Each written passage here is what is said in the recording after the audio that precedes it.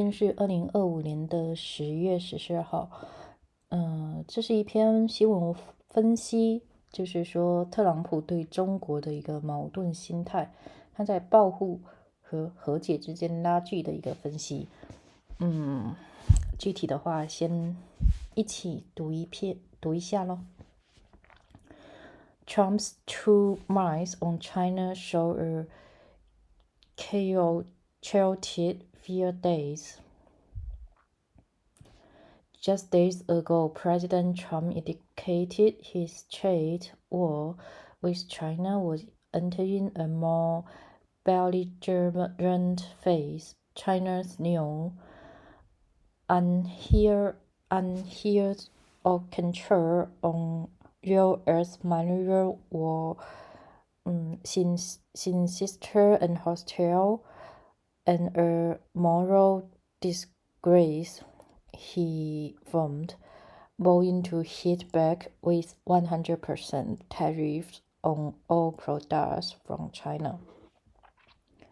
The rest in history, he said in a social media post. Just 48 hours later, Mr. Trump appeared eager to rewrite that history.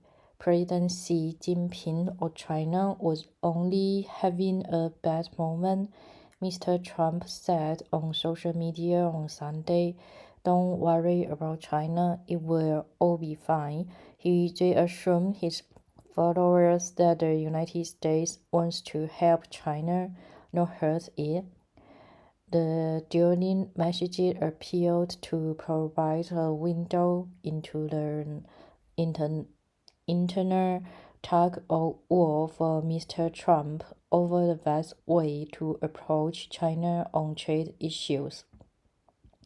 He has repeatedly seesawed between retaliation and reconciliation, rattling markets, sending business scrambling, and leaving questions about whether he has a large strategy. At times, Mr. Trump has taken steps to decouple the United States from China, threatening severe tariffs, moving to suspend sales of critical technology, and even revoking the visas of Chinese students.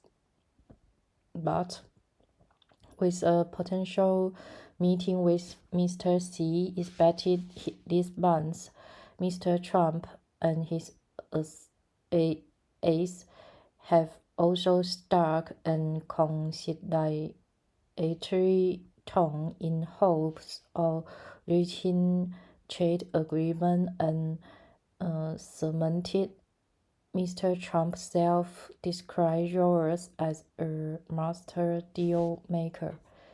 Both approaches were on display in recent days.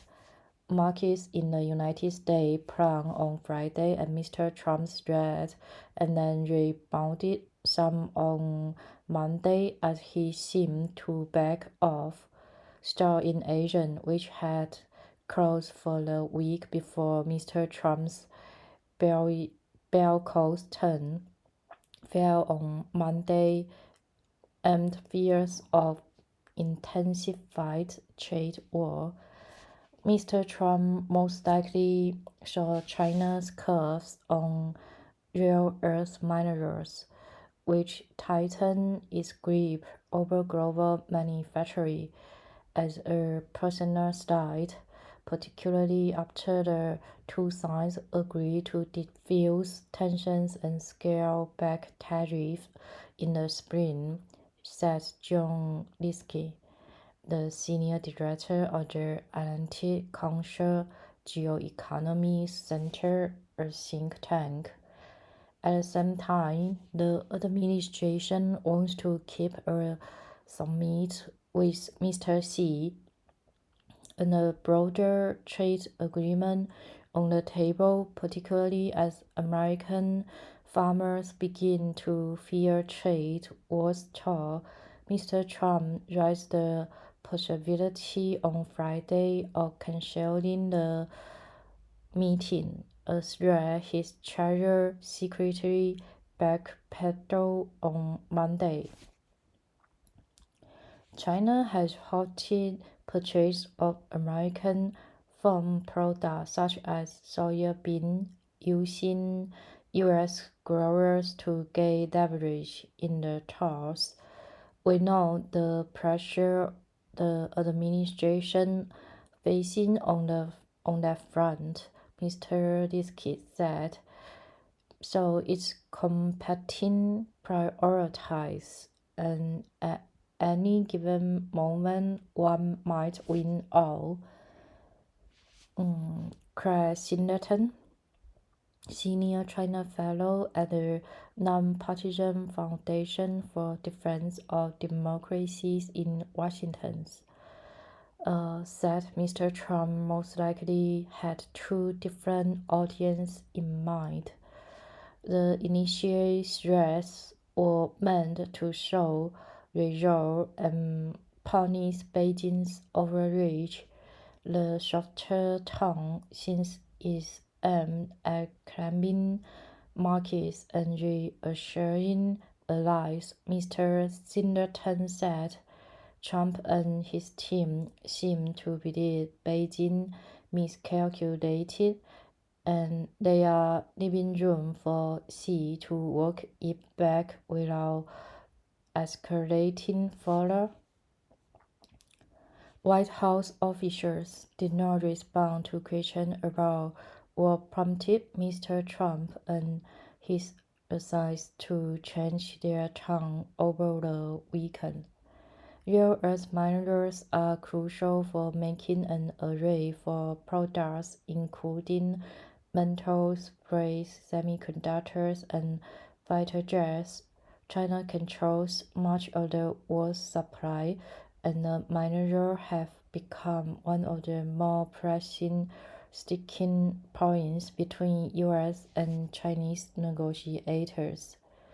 China's new restrictions would require companies anywhere in the world to obtain licenses if they were exporting products containing even a minor amount of Chinese-produced rare earth minerals, including for chip manufacturing. These exports would also be controlled if the minerals was produced with using Chinese mining process and magnet-making technologies. Companies with any affiliation to foreign militaries would be denied license. The restrictions came after the Trump administration took steps to expand its global technology restrictions, and Chinese officials have accused the administration of undermining process between the two nations. On Sunday, the Chinese Commerce Ministry pointed to the U.S. Commerce Department's expansion of their companies subject to Section 1 included on a government entity list, a move that would affect many Chinese and Russian firms. It's pretty clear to me that China does not put out the new rare earth restrictions in the absence of the conference rule, Mr. Diskey said. We had what I would call a kind of temporary truce between the sides over the summer, where neither side wanted to escalate in advance of the two leaders' meeting. That was pretty clear on all sides, and the Commons rule was seen by the Chinese as a violation of that, just as what Chinese did not rare earth was seen by the U.S. as a violation. Treasury Secretary Scott Bessent tried to calm markets on Monday, saying on the Fox Business Network that Mr. Trump and Mr. Xi could work out their difference before the November 1 deadline that Mr. Trump set for his 100% tariffs. Mr. Biden said that the Trump administration was working to find a way to stabilize the finances of farmers. The Chinese have unfortunately turned our soybean farmers into pawns, Mr. Biden said. They are trying to manipulate them, and our farmers overwhelmingly back President Trump. Vice President J.D. Vance also appeared to leave a door open to a deal with China during an appearance on Fox News on Sunday. Mr. Vance reiterated that Mr. Trump appreciated the friendship he had developed with Mr. Xi, but he also wants China not to respond in an aggressive manner. I guarantee you, the President of the United States has far more cars than the People's Republic of China, Mr. Vance said. Whether the administration will have the same leverage in the months to come is uncertain. Mr. Vance noted that the Supreme Court was scared to hear arguments over the administration used the emergency authority to impose tariffs. Unless we have access to this tariff authority, it's going to be very hard to negotiate with China, Mr. Vance said. Thanks for listening and have a good day.